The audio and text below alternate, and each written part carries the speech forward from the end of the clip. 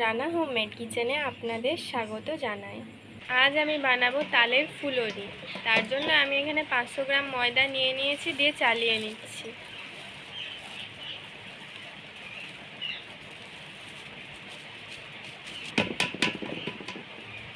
এইটাকে অনেকে গুলগুলাও বলে। এবার ওর মধ্যে আমি 250 গ্রাম চাল গুঁড়ি নিয়ে নেব, দিয়ে চালিয়ে নেব।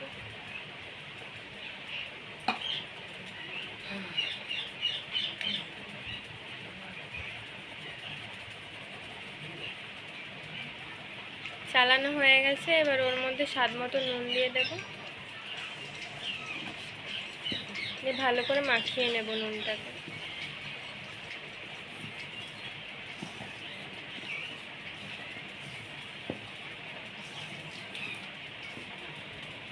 এবার এরকম স্টিলের কাপে 2 কাপ আমি চিনি নিয়ে নেব। আমি এখানে 2 কাপ চিনি নিচ্ছি, আপনারা এখানে যেরকম মিষ্টি খেতে চান সেইভাবে চিনিটা নেবেন।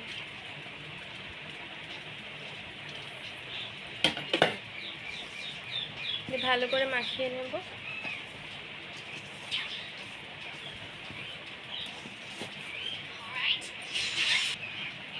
আর আমি আগে থেকেই তালকে মাড়িয়ে রেখেছিলাম, এবার ওটা ওর মধ্যে আমি দিয়ে দেব।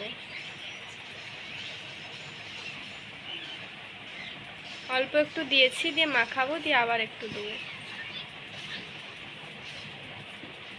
এখন যেহেতু তালের সিজন, তাই আমি ভাবলাম এখানে ফুলুরি করা যায়, তার জন্য আমি এখানে রেসিপিটা বানাচ্ছি।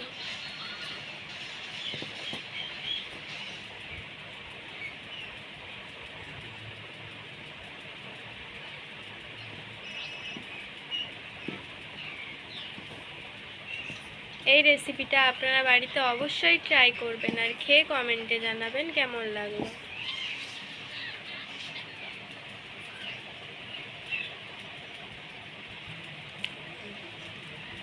এভাবে ভালো করে মেখে নিতে হবে।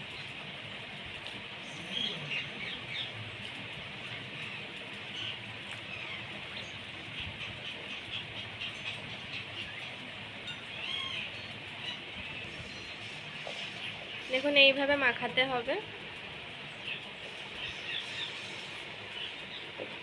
তাহলে ফুলুরিটা অনেক নরম হবে খেতে।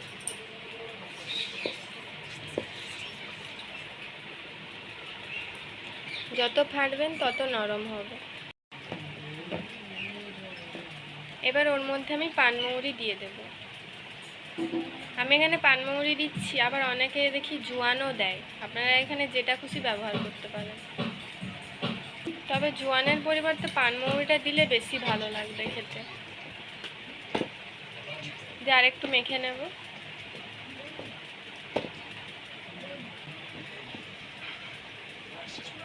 মাখানো হয়ে গেছে।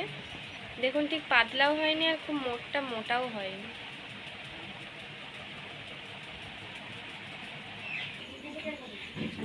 আর আমি আগে থেকেই তেল গরম করতে দিয়ে দিয়েছিলাম কড়াতে। তেলটা গরম হয়ে গেছে। এবার বাটির মধ্যে আমি অল্প একটু নিয়ে নেব, এবার অল্প করে ছেড়ে দেব।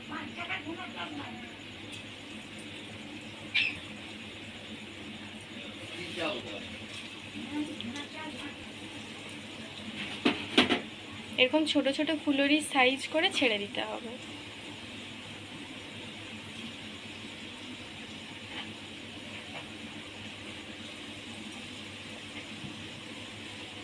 যারা যারা আমার চ্যানেলটিকে আগে থেকেই সাবস্ক্রাইব করেছেন তাদেরকে অসংখ্য ধন্যবাদ।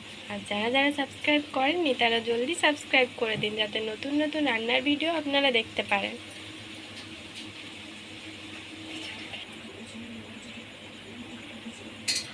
সবগুলো দেওয়া হয়ে গেছে। আমি এখানে বাটিতে যতটা নিয়েছিলাম সেগুলো সব দিয়ে দিয়েছি।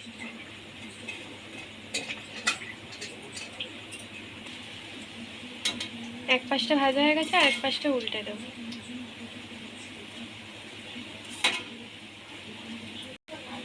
আমার এই তালের ফুলুরি রেসিপিটা যদি আপনাদের ভালো লেগে থাকে তাহলে সাবস্ক্রাইব করুন আমাদের চ্যানেলটি, যাতে পরের ভিডিওর জন্য নোটিফিকেশন আপনারা পান।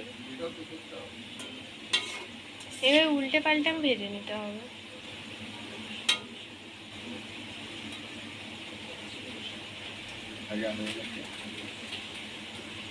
ভাজা হয়ে গেছে, এবার আমি তুলে নেবো। এবার এইভাবে আমি সবগুলো ভেজে নেব।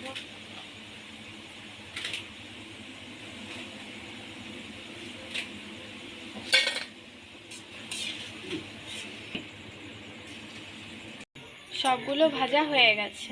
এটি খেতে দারুণ হয়েছে। তো ভালো থাকবেন, সুস্থ থাকবেন। টাটা।